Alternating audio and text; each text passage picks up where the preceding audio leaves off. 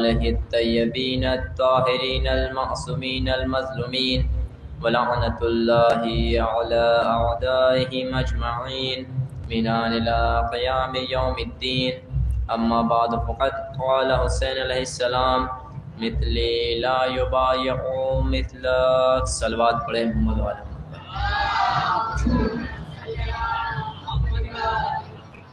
عزیزان ایمان، عزاداران سید الشہداء، معزز سامعین کرام، عزیزان ایمان، ہر سال مجلسیں ہوتی ہیں، ہر سال محفلیں ہوتی ہیں، ہر سال نوحہ خوانی ہوتی ہے، ہر سال پیش خوانی ہوتی ہے، ہر سال مجلسیں ہوتی ہیں، لیکن ہمارے اندر بدلاؤ نہیں ہوتا، ہمارے اندر تبدیلی نہیں ہوتی. عزیزان ایمان، ہر سال مجلسیں ہوتی ہیں، ہر سال بتایا جاتا ہے کہ دیکھو یہ محرم گناہوں سے مغفرت کا مہینہ ہے. عزیزان ایمان، اس مہینے میں عزیزان ایمان اگر گنہگار تھا تو وہ حسین علیہ السلام کی طرف آیا تو وہ علیہ السلام ہو گیا. عزیزان ایمان، ہر سال مجلسیں ہوتی ہیں، لیکن ہماری قوم کدھر جا رہی ہے؟ ہماری قوم کدھر جا رہی ہے؟ کبھی کوئی بدعت جاری ہو جاتی ہے، کبھی کوئی بدعت جاری ہو جاتی ہے. عزیزان ایمان، اس کی دو ہی وجہ ہو سکتی ہے، یا ہم مقصد عزاداری بھول چکے ہیں یا ہم اس پہ عمل نہیں کر رہے ہیں. عزیزان ایمان، اور یاد رکھیں، محرم صرف لباس بدلنے کا نام نہیں ہے، بلکہ محرم کردار بدلنے کا نام ہے. محرم لباس بدلنے کا نام نہیں ہے.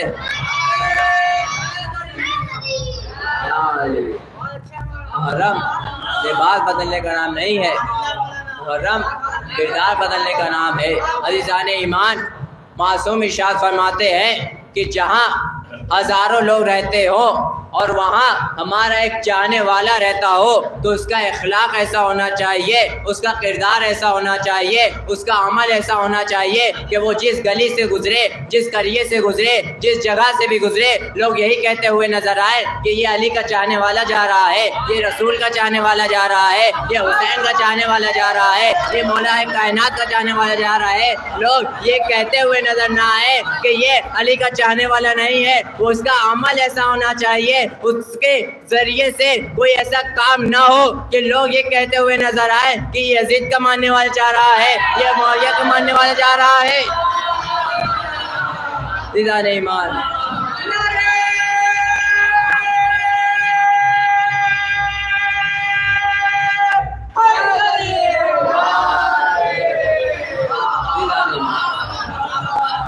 اس کا کردار ایسا ہونا چاہیے، اس کا اخلاق ایسا ہونا چاہیے، اس کا عمل ایسا ہونا چاہیے کہ دنیا دیکھ کے کہے کہ یہ رسول کا چاہنے والا ہے، یہ علی کا چاہنے والا ہے. عزیزان ایمان، ہمارا کردار ایسا ہونا چاہیے. عزیزان ایمان، اور 1400 سال سے مجلسیں ہو رہی ہیں، فرش اعضاء ہم بچھا کر بیٹھے ہوئے ہیں.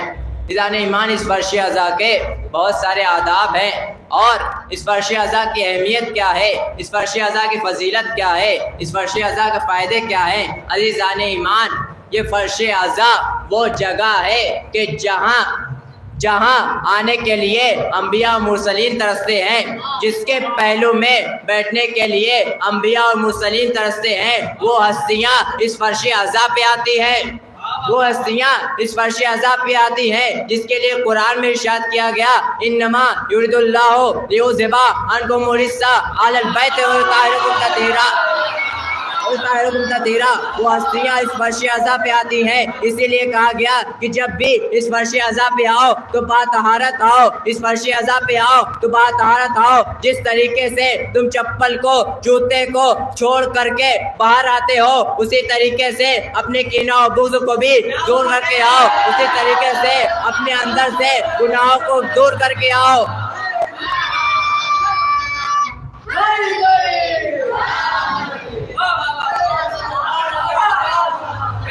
عزیزان ایمان، اسی لیے کہا گیا کہ اس جگہ پہ وہ ہستیاں آتی ہیں کہ جن کے ہر نجاست کو دور رکھا گیا ہے. اسی لیے ہمیں بھی چاہیے کہ یہاں پر اپنے بغض و نفرت کو نہ لے کر آئیں، بلکہ یہاں ملت کی بات ہوتی ہے۔ عزیزان ایمان، ہم سے اس سے مطلب ہی نہیں ہے کہ کون سنی ہے، کون بریلوی ہے، کون مفتی ہے، کون کیا ہے۔ ہم تو بس اتنا جانتے ہیں کہ کون علی کا دشمن ہے، کون علی کا دوست ہے۔ ہم تو بس اتنا جانتے ہیں کہ کون علی کا دشمن ہے، کون علی کا دوست ہے۔ عزیزان ایمان، اور یاد رکھیں اس فرش ازا کی بہت فضیلت ہے۔ اپنے آپ کو پہچانیں کہ جس کے بغل میں بیٹھنے کے لیے انبیاء مرسلین ترستے ہیں، وہ ہستیاں ہمارے درمیان آتی ہیں۔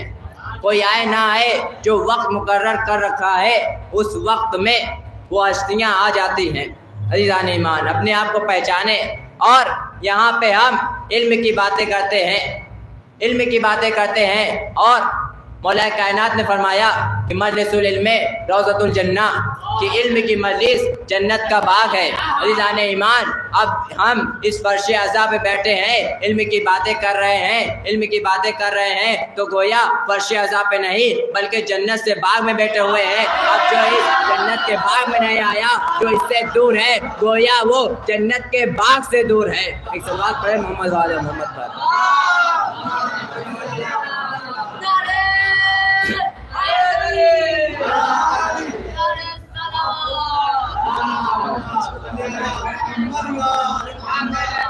عزیزان ایمان، فرش ازا پہ وہ ہستی آتی ہے، اپنے آپ کو پہچانے۔ عزیزان ایمان، فرش ازا کے فائدے بہت ہیں۔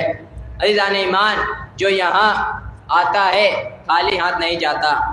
جو مجلس سننے آتا ہے اسے مجلس ملتی ہے، جو نوحہ سننے آتا ہے اسے نوحہ ملتا ہے، جو مجلس سننے آتا ہے اسے مجلس ملتی ہے، جو نوحہ سننے آتا ہے اسے نوحہ ملتا ہے، جو تبرک کے لیے آتا ہے اسے تبرک ملتا ہے۔ عزیزان ایمان، اس فرش ازا سے کوئی کچھ لے کر جائے یا نہ لے کر جائے، بلکہ دو چیزیں ضرور لے کر جاتا ہے۔ ایک تبرک حسین جو اللہ کی نعمت ہے، ایک علمی باتیں جو اللہ کی رحمت ہے۔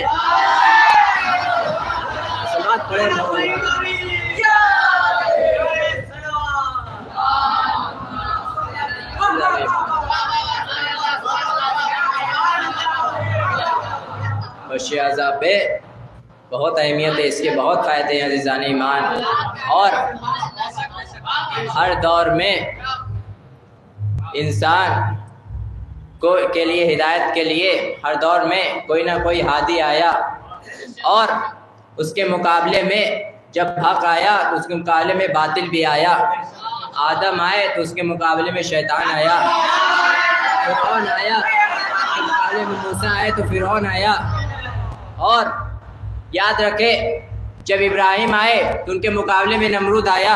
عزیزان ایمان، اسی طریقے سے رسول خدا کے دور میں ابو جہل و ابو لہب آیا، اسی طریقے سے مولا کائنات کے دور میں فقیر شام آیا، اسی طریقے سے مولا حسن کے دور میں بھی فقیر شام آیا، اسی طریقے سے مولا حسین کے دور میں یزید آیا۔ عزیزان ایمان، اب یزید مولا حسین سے مطالبہ بیعت کر رہا ہے اور کہہ رہا ہے کہ اے حسین بیعت کر لیجئے، اے حسین بیعت کر لیجئے، لیکن امام حسین کیا کہہ رہے ہیں کہ مثلی لا یبایع مثلک، کہ مجھ جیسا تجھ جیسے کی بیعت نہیں کر سکتا، مجھ جیسا تجھ جیسے کی بیعت نہیں کر سکتا۔ عزیزان ایمان، اب سوال ہوگا کہ مجھ جیسا یعنی حسین جیسا، مجھ جیسا یعنی حسین جیسا، تجھ جیسا یعنی یزید جیسا۔ اب سوال ہوگا کہ حسین جیسا یعنی حسین کیسا، یزید جیسا یعنی یزید کیسا۔ تو ہم ہمیں یہ بتانے کی ضرورت نہیں کہ یزید کیسا، ہم تو بس اتنا جانتے ہیں جس کا جیسا باپ ہوتا ہے اس کی ویسی اولاد ہوتی ہے، اس کے جیسے باپ ہوتا ہے اس کی ویسی اولاد ہوتی ہے۔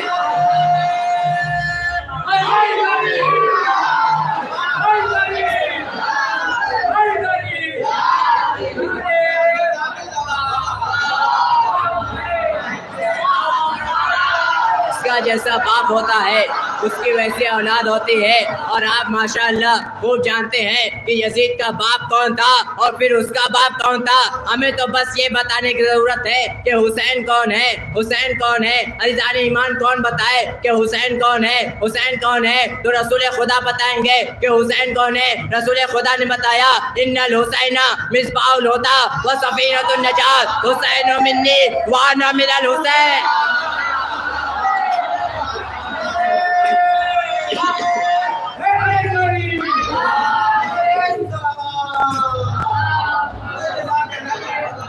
ایک صلوات پڑھے محمد والے.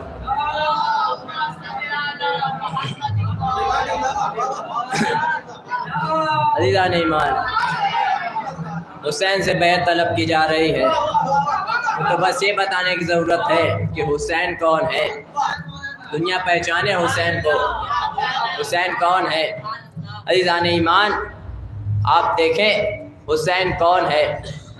وہ حسین کہ جس کا نانا نبیوں کا سردار, جس کا بابا ولیوں کا سردار, جس کی ماں فاطمہ جو جنت کی عورتوں کی سردار, جس کا بھائی حسن جو جنت کے جوانوں کا سردار, اور جو خود بھی جوانان جنت کے سردار ہیں. عزیزان ایمان, وہ حسین وہ ہادی برحق کہ جس نے ایسی ہدایت کی کہ آج سے زمانہ اس سے ہدایت لے رہا ہے. وہ قاری قرآن کہ جس نے نیزے کی بلندی پہ قرآن کو سنایا. دنیا کہہ رہی تھی کہ حسین یزید حسین کو گھیر کر لایا, یزید حسین کو گھیر کر لایا. لیکن آپ دیکھیں کہ مدینے میں رسول کا قتل ہوا لیکن اصل قاتل چھپ گیا.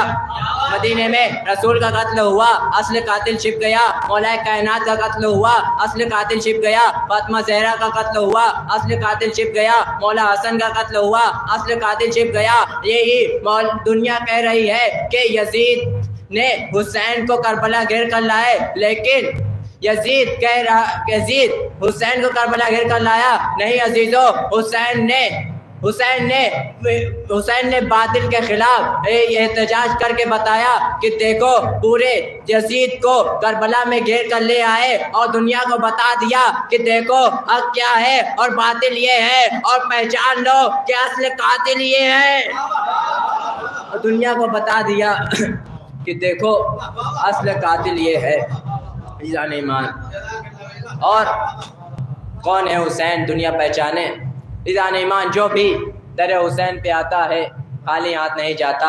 پطرس آیا, بالوں پر لے کے گیا. عزیزان ایمان, واقعہ یوں ہے کہ پطرس نامی فرشتہ ایک جزیرے میں تھا.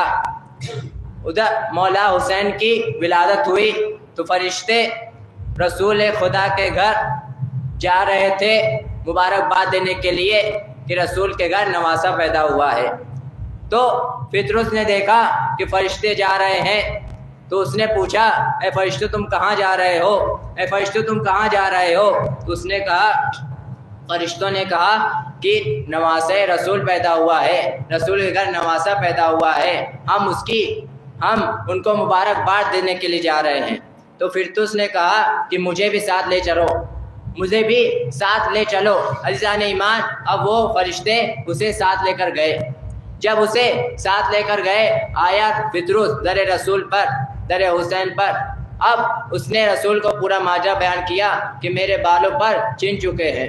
تو رسول خدا نے کہا کہ جاؤ حسین کے جھولے سے اپنے آپ کو مس کر لو, حسین کے جھولے سے اپنے آپ کو مس کر لو. عزیزان ایمان, رسول نے یہ نہیں کہا کہ حسین کے جسم سے اپنے آپ کو مس کر لو. رسول نے کہا کہ حسین کے جھولے سے اپنے آپ کو مس کر لو. عزیزان ایمان, رسول نے کہا کہ حسین کے جھولے سے اپنے آپ کو مس کر لو. جب وہ پطرس گہوارہ حسین کے پاس گیا اور اپنے آپ کو حسین کے جھولے سے مس کیا تو اس کے بالوں پر واپس آ گئے, اس کے بالوں پر واپس آ گئے. اب یہ مسلمان سوال کرتا ہے کہ تم حسین کے تعزیے سے کیسے شفا پاتے ہو, حسین کے روزے سے کیسے شفا پاتے ہو. تو ان سے جواب دینا ہے کہ عزیزان ایمان, جب پطرس جیسے فرشتے کو حسین کے جھولے سے شفا مل سکتی ہے تو حسین کے تعزیے سے, حسین کے روزے سے ہم گنہگار کو شفا کیوں نہیں مل سکتی, ہم گنہگار کو شفا کیوں نہیں مل سکتی. صلوات پڑھے محمد والے.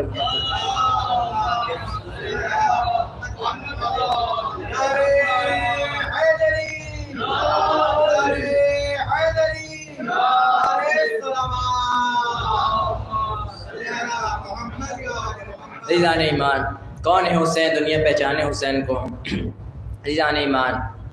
اور کون ہے حسین؟ آدم کے وارث ہیں حسین، نوح کے وارث ہیں حسین، موسیٰ کے وارث ہیں حسین، ابراہیم کے وارث ہیں حسین۔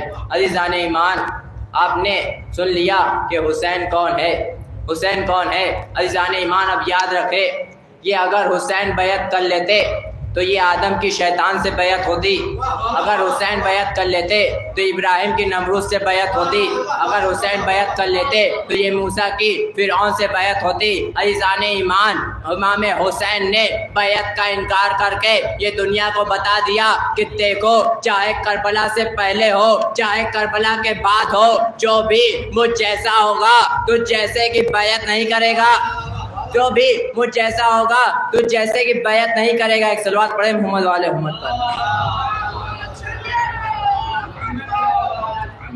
عزیزان ایمان، اور جب ہم اسی حسین کا تابوت بناتے ہیں تو کہاں لے کر جاتے ہیں؟ اب کہیں گے کربلا لے کر جاتے ہیں۔ میں نے بنارس والے سے پوچھا تابوت کہاں لے کر جاتے ہو؟ کہا کربلا لے کر جاتے ہیں۔ میں نے لکھنؤ والے سے پوچھا کہ تابوت کہاں لے کر جاتے ہو؟ کہا کربلا لے کر جاتے ہیں۔ میں نے ملکی پور والے سے پوچھا تابوت کہاں لے کر جاتے ہو؟ کہا کربلا لے کر جاتے ہیں۔ عزیزان ایمان، میں سوال کروں گا، جنازہ تو قبرستان لے کر جایا جاتا ہے، جنازہ تو قبرستان لے کر جاتا ہے، یہ کربلا کیوں لے کر جاتے ہو؟ یہ کربلا کیوں لے کر جاتے ہو؟ تو آواز دیں گے، یاد رکھو، جو جی کے مرتا ہے اسے قبرستان لے کر جایا جاتا ہے، لیکن جو مر کے جیتا ہے اسے کربلا لے کر جایا جاتا ہے، جو مر کے جیتا ہے اسے کربلا لے کر جایا جاتا ہے۔ عزیزان ایمان، اور یاد رکھے، دنیا کہتی ہے کہ ہم نے حسین کے چاہنے کو اتنے کو مار دیا، 500 کو مار دیا، 1000 کو مار دیا، اور حسین کہتے ہیں کہ دیکھو، حسین 40 میں آگے کہتے ہیں کہ دیکھو تم نے اتنے مارے ہیں، ہم نے بچائے کتنے ہیں، یہ دیکھو۔ عزیزان ایمان، اور دنیا کہتی ہے کہ ہم نے اتنے کو مار دیا، جب اس سے عزاداری مٹ نہیں سکی، جب اس سے عزاداری نہیں مٹ سکی تو وہ عزادار کو مٹانے لگے۔ انہیں معلوم ہی نہیں کہ جب ایک عزادار مرتا ہے تو 4 مجلسیں اور بڑھ جایا کرتی ہے۔ صلوات پڑھیں محمد والوں۔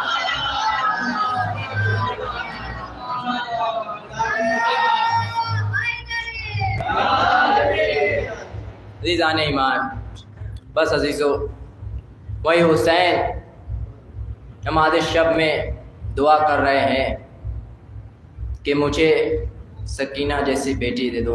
ہاں عزادارو، امام حسین نے کہا تھا، اے پروردگار عالم، جتنی تم مجھے بیٹیاں عطا کرے گا سب کا نام فاطمہ رکھوں گا، جتنی تو بیٹا عطا کرے گا سب کا نام علی رکھوں گا۔ اور مولا حسین کے بیٹے ہوئے، بیٹیاں ہوئی، مولا حسین نے نام رکھا علی زین العابدین، علی اکبر، علی اصغر۔ بیٹیاں عطا ہوئی، مولا حسین نے نام رکھا فاطمہ کبریٰ، فاطمہ صغریٰ، فاطمہ سکینہ۔ ہاں عزادارو، وہی سکینہ کہ جسے کربلا کے بعد بہت تماچے مارے گئے۔ ہاں عزادارو، وہی سکینہ۔ اور یاد رکھے، جب دنیا کا دستور ہوتا ہے کہ جب کسی کا باپ دنیا سے چلا جاتا ہے تو انسان بچوں کے اوپر دست شفقت پھیرتا ہے، دست شفقت پھیرتا ہے، لیکن ہائے سکینہ، ہائے سکینہ، حسین شہید ہو گئے لیکن کوئی دست شفقت پھیرنے والا نہیں ہے، کوئی تماچے مارتا ہے، کوئی بوندے نوش لیتا ہے، کوئی پانی پلانے والا نہیں ہے۔ سکینہ پیاسی ہے، اجرکم اللہ، اللہ کوئی غم نہ دے سوائے غم مظلوم کربلا کے۔ ہاں عزادارو، یہ وہی سکینہ ہے۔ جب قافلہ دربار شام پہنچا اور آپ کو قید کر دیا گیا تو ایک مرتبہ سکینہ نے خواب دیکھا۔ کیا خواب دیکھا؟ کہ بابا آئے ہیں، جیسے روز عاشوراء بابا آئے تھے اسی طریقے سے ہیں۔ عزادارو، ایک مرتبہ بچی تڑپ گئی اور خواب سے بیدار ہوئی اور خواب کو بیان کیا تو سب بیویاں رونے لگی۔ قید خانے میں بکا و فریاد بکا و فریاد ہونے لگی. ہاں عزادارو، ایک مرتبہ وہ گریہ و زاری کی آواز دربار یزید تک پہنچی تو یزید نے کہا کیا ہوا، جاؤ دیکھو. تو ایک ظالم آیا، اس نے سید سجاد سے پوچھا کیا ماجرا ہے. تو سید سجاد نے کہا کہ میری بہن نے خواب دیکھا ہے، اس کے بابا آئے ہیں، اس وجہ سے گریہ و زاری ہو رہا ہے. تو وہ ظالم گیا اور یزید کو بتایا. تو یزید نے کہا کہ جاؤ سر حسین لے کر جاؤ اور بچی کو دے دو. عزادارو، وہ ظالم نے سر حسین کو ایک تشت میں رکھا اور خان پوش سے ڈھک دیا. عزادارو، جب بچی کے سامنے وہ تشت لایا گیا تو بچی نے سمجھا کہ کھانا آیا ہے. عزادارو، وہ بچی کہتی ہے مجھے حسین سے ملنا ہے، یہ تم مجھے کھانا کیوں دے رہے ہو. عزادارو، جناب زینب نے کہا اے بچی، یہ تشت میں کھانا نہیں ہے بلکہ تمہارے باپ کا سر ہے. عزادارو، عجب نہیں سکینہ نے اپنے رخسار کو رخسار پہ رکھ دیا ہو اور کہا ہو اے بابا، آپ کے بعد مجھے تماچے مارے گئے. عزادارو، آپ کو کس نے قتل کر دیا؟ آپ کے بعد یہ سکینہ کو پانی نہیں دیا گیا، پانی زمین پہ بہا دیا گیا، کان سے بوندے چھین لیے گئے. انا للہ و انا الیہ راجعون. ذنب قضائے و تسلیم علیہ.